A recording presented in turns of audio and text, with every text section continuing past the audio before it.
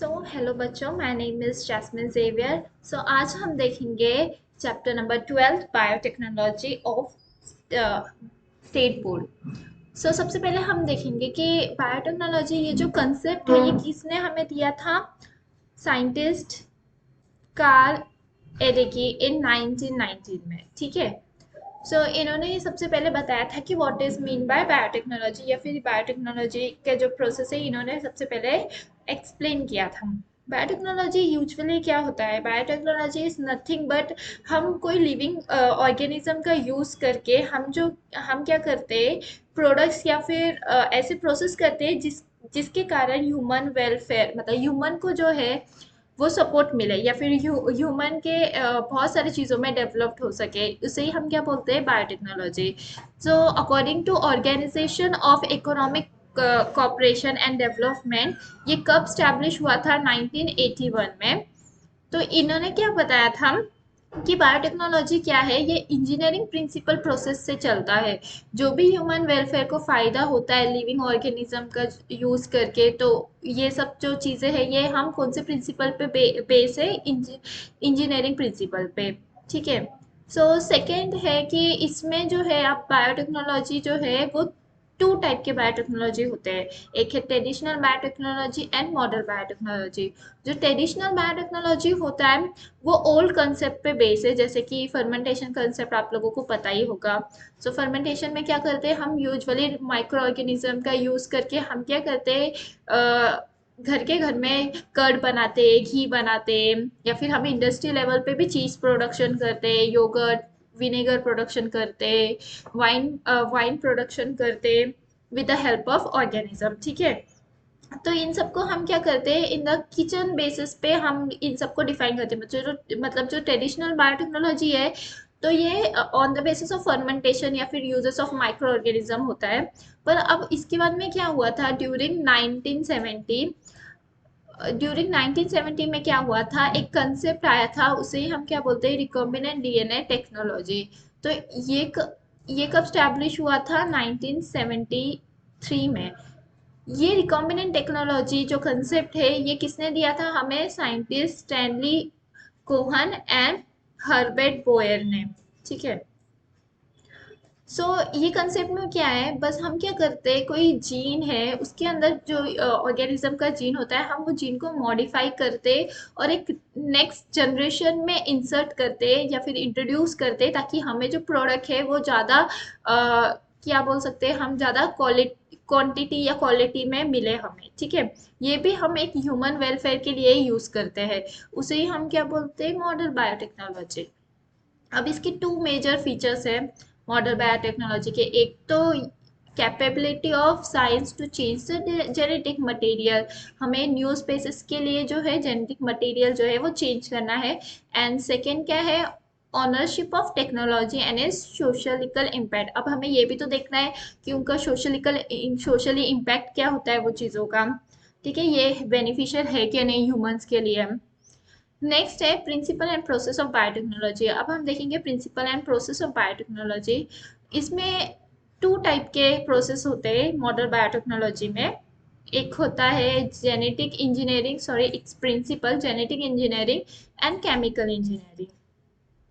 अब genetic engineering क्या होता है, ये डील क्या करता है, आरएनए एंड डीएनए से। जो भी हमारे जेनेटिक मटेरियल होता है लाइक आरएनए एंड डीएनए, उसको ही मॉडिफाइड करके हम एक ऑर्गेनिज्म में इंसर्ट करते हैं या इंट्रोड्यूस करते हैं फॉर फेदर डेवलपमेंट, या फिर हम एक स्पेसिफिक प्रोडक्ट के लिए, उसे हम क्या बोलते हैं, जेनेटिक इंजीनियरिंग।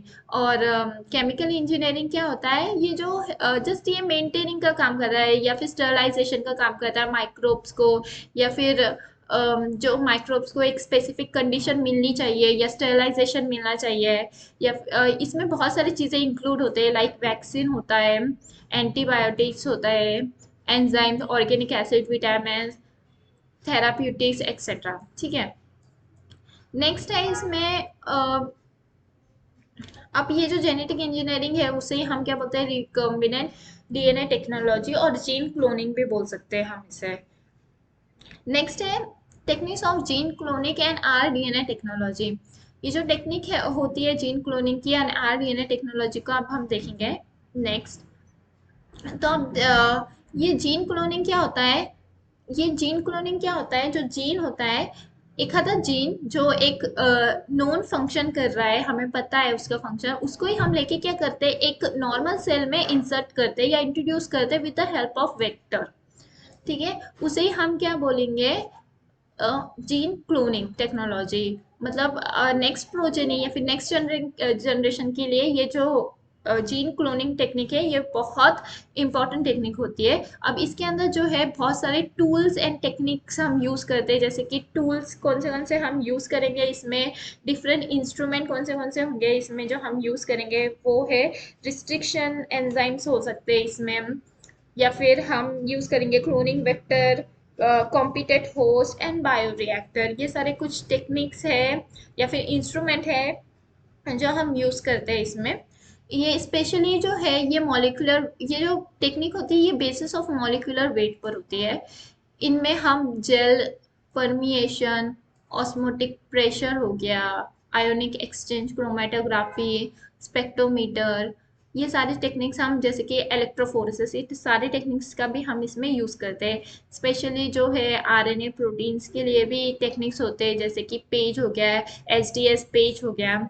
ठीक है, नेक्स्ट है पॉलीमरेज चेन रिएक्शन। अब पीसीआर, अब हम देखेंगे कि what is mean by PCR. तो सबसे पहले आप देखिए कि 1985 में कैरी मुलिस ने ये जो है पीसीआर इंट्रोड्यूस किया था, डिस्कवर किया था। एंड ये पीसीआर क्या होता है, इट्स नथिंग बस it is a polymerase chain reaction is another device use for gene cloning. ये एक डिवाइस है जो हम जीन क्लोनिंग के लिए यूज करते हैं या फिर एम्प्लीफिकेशन ऑफ जीन के लिए यूज करते हैं। ठीक है, नेक्स्ट है कि इनके अंदर बहुत सारे मिलियंस ऑफ कॉपीज हम जनरेट कर सकते हैं। ठीक है, डीएनए के और आरएनए के। इनके अंदर ये जो प्रोसेस है पीसीआर की, ये कम्प्लीटली ऑटोमेटेड प्रोसेस पे चलती है, या फिर इसके अंदर ऑटोमेटिक थर्मल साइकिल्स होते हैं। ऑटोमेटिक थर्मल साइकिल्स हम यूजुअली डीएनए के डीनेचुरेशन और रीनेचुरेशन के लिए यूज करते हैं। ठीक है, नेक्स्ट है कि अब ये जो पीसीआर है, ये पीसीआर में बहुत सारी चीज़ें जो है हम यूज़ करते हैं, जैसे कि हो डीऑक्सी राइबो न्यूक्लियोसाइड ट्राइफॉस्फेट हो गया, ये एक हम एंजाइम है, ये यूज़ करते हैं, या फिर प्राइमर यूज़ करते हैं हम, या फिर हम 1 सेकेंड सॉरी, या फिर प्राइमर हम यूज़ करते हैं। हम इसमें यूजुअली हम टैग पॉलीमरेज, ये एंजाइम है, ये यूज़ करते हैं, या फिर Mg2+ आयंस यूज़ करते हैं। ठीक है, अब इसका जो मैकेनिज्म है ये 3 स्टेप पे चलता है। एक फर्स्ट जो मैकेनिज्म है वो डीनेचुरेशन होता है। डीनेचुरेशन मतलब ये इनका टेम्परेचर यूजुअली हम 90 टू 98 डिग्री सेल्सियस करते हैं। इसमें क्या होता है, जो 2 स्टैंड होते हैं डिजायर डीएनए के, जो डीएनए हमने दिया है वो 2 स्टैंड है, वो ऑटोमेटिकली सेपरेट हो जाते हैं। नेक्स्ट स्टेप होता है उनका एनिलिन। ये एनिलिन जो होता है ये 40 टू 60 डिग्री सेल्सियस पे होता है, और इसमें क्या होता है, कॉम्प्लीमेंट्री सीक्वेंस, जो पेयरिंग ऑफ द प्राइमर्स होते हैं। ठीक है, जो कॉम्प्लीमेंट्री सीक्वेंस होते हैं उसके अंदर जो पे प्राइमर्स होते हैं वो प्राइमर्स के पेयरिंग्स होते हैं। ठीक है, लास्ट जो होता है उनका, इसको हम बोलते हैं एक्सटेंशन, या फिर हम इसे प्राइमर एक्सटेंशन भी बोल सकते हैं। सो ये जो लास्ट स्टेप होता है, इनका जो टेम्परेचर होता है वो 70 टू 75 डिग्री सेल्सियस होता है। इसके अंदर ये क्या करते हैं, थर्मोस्टेबल टैग पॉलीमरेज एंजाइम, जो मैंने अभी बताया था आप लोगों को कि टैग पॉलीमरेज एंजाइम्स हम पीसीआर में यूज़ करते हैं। ये यूज़ करके ये लोग क्या करते हैं, टेम्पलेट्स एंड न्यूक्लियोटाइड्स जो है वो एड्स करते हैं इसमें। ठीक है, नेक्स्ट है biological tools, sorry it's not अब यहाँ पे आप एक बार देख लीजिए ये डायग्राम में कि हम लोग के पीसीआर कैसे करते हैं। तो फर्स्ट स्टेप मैंने जैसे ही बताया था आपको, डीनेचुरेशन होता है, उसके अंदर डीएनए स्ट्रैंड का सप्रेक्शन होता है। नेक्स्ट है एनिलीन होता है। एनिलीन में क्या होता है, एनिलीन ऑफ प्राइमर, इसमें 40 टू 60 डिग्री होता है ये सेल्सियस पे। नेक्स्ट है रिप्लिकेटिंग डीएनए स्टैंड यूजिंग टैक्मोलिमरेज, जो लास्ट का स्टेप होता है, उसके अंदर हम क्या बोलते हैं कि उसके अंदर रिप्लिकेशन होता है डीएनए स्टैंड का with the help of tag polymerase. ये बहुत इंपॉर्टेंट एंजाइम होता है पीसीआर में। एंड नेक्स्ट क्या होता है, उनके कॉपीज जो डिजायर जीन के कॉपीज हमें यहाँ पे फाउंड होते हैं। अब यही साइकिल जो है वो कंटिन्यूसली चलती ही रहती है हमेशा, साइकिल जो है वो कंटिन्यूसली चलती ही रहती है। नेक्स्ट है DNA replication through polymerase chain reaction. अब जो डीएनए हम देखेंगे कि डीएनए रिप्लिकेशन कैसा होता है थ्रू पॉलीमरेज चेन रिएक्शन। तो ये जो साइकिल है ये 3 to 4 मिनट की साइकिल होती है अराउंड। इसके अंदर जो है ये डबल डीएनए जो है वो सिंगल डीएनए स्ट्रैंड में कन्वर्ट होता है। ठीक है। सो नेक्स्ट है कि इसमें जो है हम जैसे मैंने बताया था ऑटोमेटिक थर्मल साइकिल ये हम यूज़ करते हैं इन प्रोसेस में। इनके अंदर 3 प्रोसेस होती है, जैसे कि ये इनके अंदर नॉर्मली 3 स्टेप होता है जो हमने ऊपर देखा था, denaturation, aniline and primer extension. और इनमें ये हमेशा 20 to 30 टाइम्स जो है ये ऑटोमेटिकली ये जो स्टेप है ये रिपीट होते हैं। ठीक है। सो नेक्स्ट है बायोलॉजिकल टूल्स। अब हम देखेंगे बायोलॉजिकल टूल्स क्या क्या होते हैं।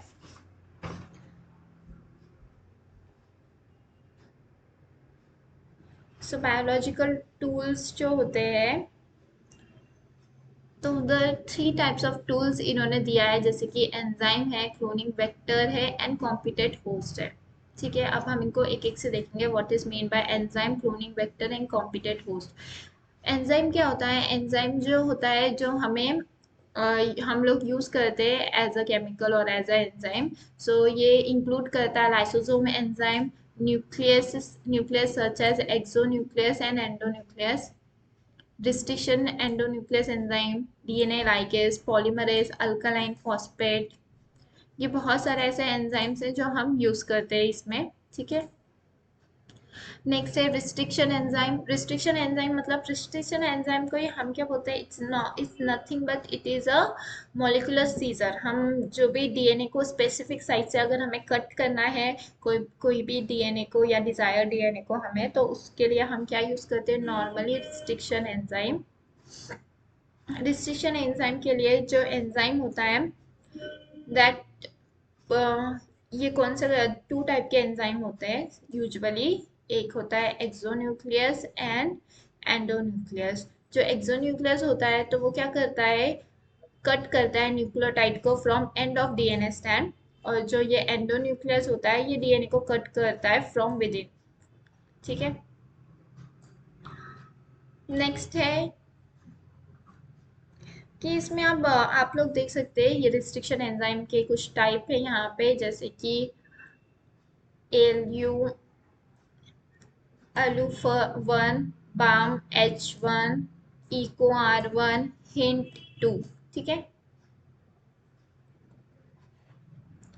और ये लोग कौन से सोर्सेस से लिए गए हुए या कौन से ऑर्गेनिज्म से लिया है ये भी यहाँ पे है। उनके रिकग्निशन साइज, उनके products and and products of produced, ये भी यहाँ पे, क्योंकि एंड प्रोडक्ट्स जो है यूजुअली बर्न एंड होते हैं, स्टिकी एंड होते हैं, स्टिकी एंड्स या फिर बर्न एंड्स होते हैं।